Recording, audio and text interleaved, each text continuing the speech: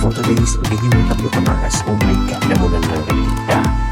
Mga front-runner candidates during commercial shoot para sa Miss Universe Philippines 2024. Narito ang video ating panoorin.